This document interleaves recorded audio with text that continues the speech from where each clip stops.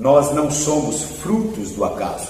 Eu sou o pastor José Domingos e quero deixar uma palavra vinda do coração de Deus para o seu coração. Livro do profeta Jeremias, capítulo 18, está escrito assim: a palavra do Senhor que veio a Jeremias dizendo: levanta-te e desce à casa do oleiro, e lá te farei ouvir as minhas palavras. E desci à casa do oleiro, e eis que ele estava fazendo a sua obra sobre as rodas, como o vaso que ele fazia de barro se quebrou na mão do oleiro, tornou a fazer dele outro vaso, conforme o que pareceu bem aos seus olhos fazer.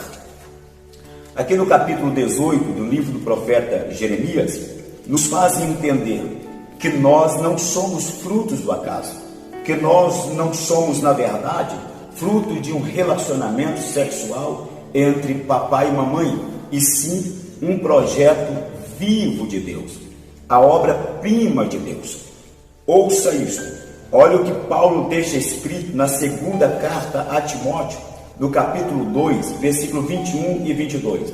Ora, numa grande casa, não somente há vasos de ouro e de prata, mas também de madeira e barro, uns para honra, outros porém para desonra, de sorte que, se nos purificarmos de todas essas coisas, seremos vasos para honra, santificados e idôneos para uso do Senhor e preparados para toda obra. Vaso aqui fala de uma vida, fala de um ser humano, projeto vivo de Deus. Agora, é preciso entender que, se o vaso é um projeto vivo de Deus, e se o vaso representa uma vida, todo vaso, toda vida foi gerada para um propósito, para uma finalidade.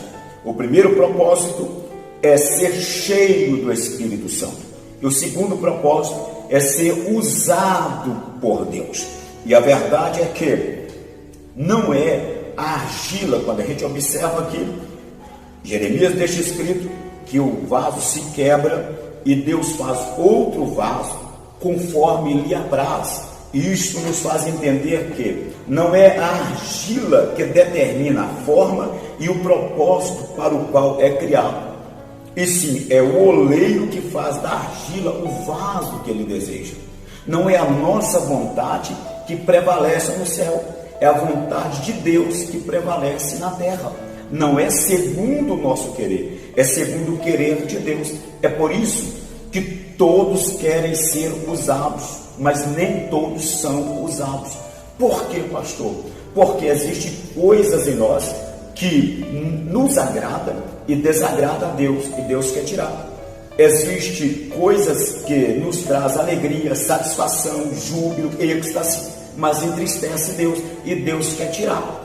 Uns aceitam, outros não. Ah, pastor, mas a vida é minha. Sim, a vida é sua, mas se o oleiro é dono do vaso, ou seja, se Deus é o dono da sua vida, a nossa oração tem que ser: seja feita a tua vontade e não a minha.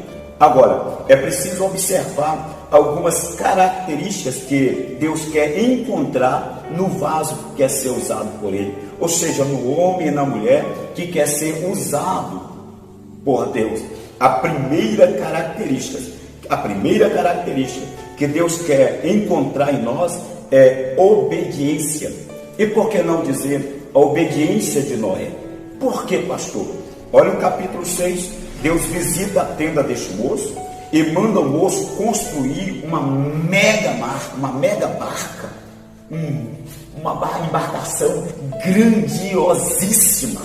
Agora, segundo a interpretação exegética do capítulo 6, versículo 3, dá-se a entender nessa interpretação que este moço trabalha 120 anos construindo a arca num local que não tem mar, não tem rio, e a chuva não chega, e o povo zombando, criticando, mas a obediência de Noé estava firme em Deus, e a firmeza dessa obediência fez com que o homem passasse 120 anos construindo uma arca, e para que ele usufruísse dessa arca, apenas um total de 40 dias de dilúvio, 150 dias chuva baixando, 1 ano e 10 dias para pisar em terra de novo. Mas a obediência do moço gerou a salvação dele e de toda a sua casa. A primeira característica num vaso, num homem que quer ser usado por Deus, é obediência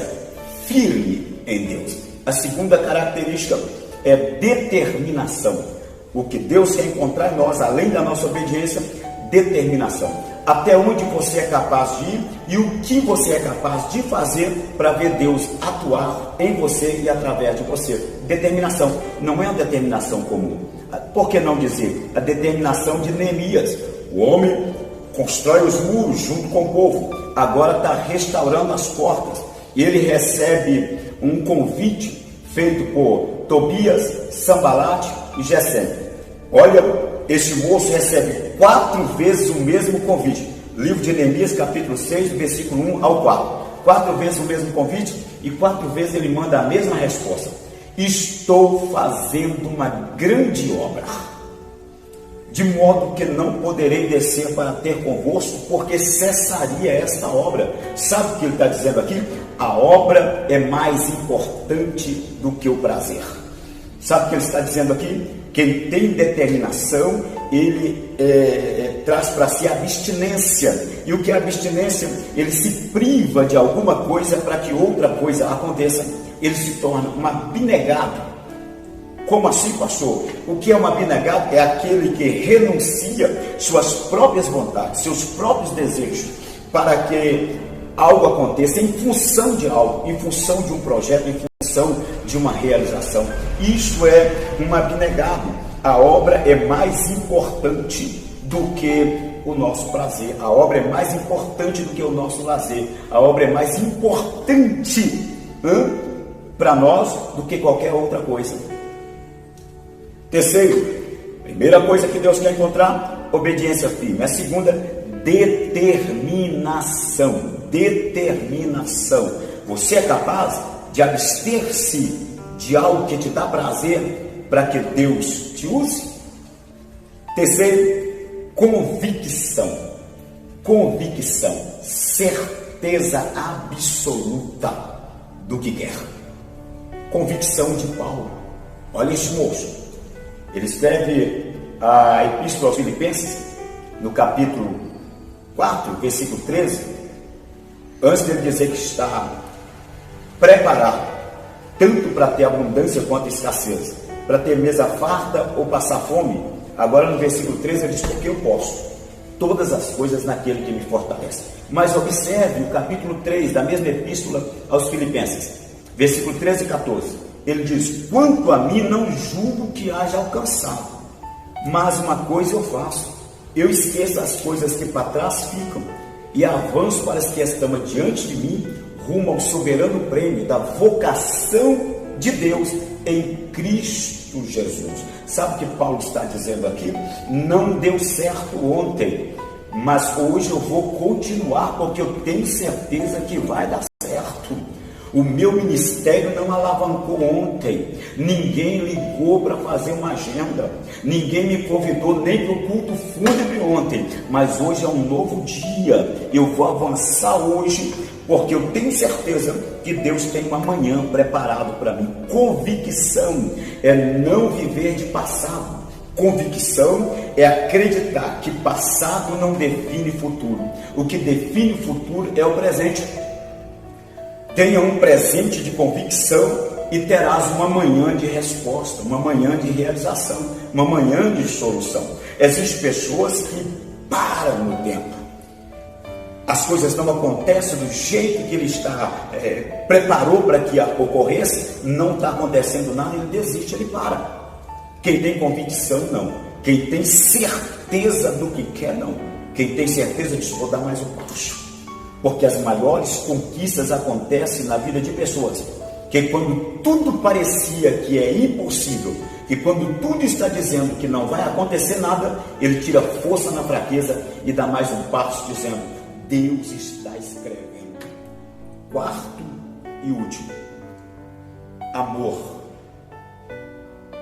Não um amor comum, amar como Jesus amou. Amar como Jesus amou. Por quê, pastor?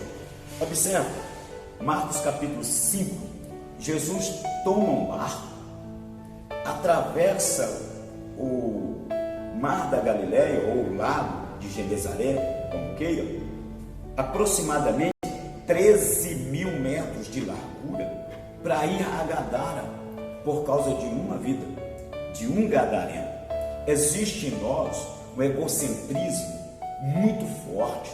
Nós gostamos que o nosso ego seja massageado pelos aplausos da multidão.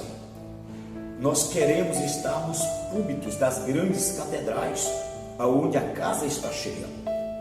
Por quê? Porque queremos ser aplaudidos, queremos ser ovacionados. O vaso que Deus quer usar tem que amar como Jesus amou. Ele tem que pregar para grandes multidões, mas se lembrar que em Gadara tem um precisando ser liberto. Ele tem que se lembrar que tem os púlpitos das catedrais, mas tem as vielas, tem as avenidas, tem as praças da cidade, tem os transcóidos, os ônibus transcol da vida, ou seja, os veículos de transporte público da vida, tem o evangelismo pessoal. Há muitos se esquecendo disso, trocando o direito de ser útil e preparado para toda a obra com o ser ovacionado pelos aplausos da multidão. Quando Jeremias diz, e o vaso se quebrou na mão do oleiro, Jeremias está dizendo, e o vaso abriu mão de si mesmo, e o vaso deu liberdade para o oleiro trabalhar, e o oleiro faz um vaso segundo lhe apraz.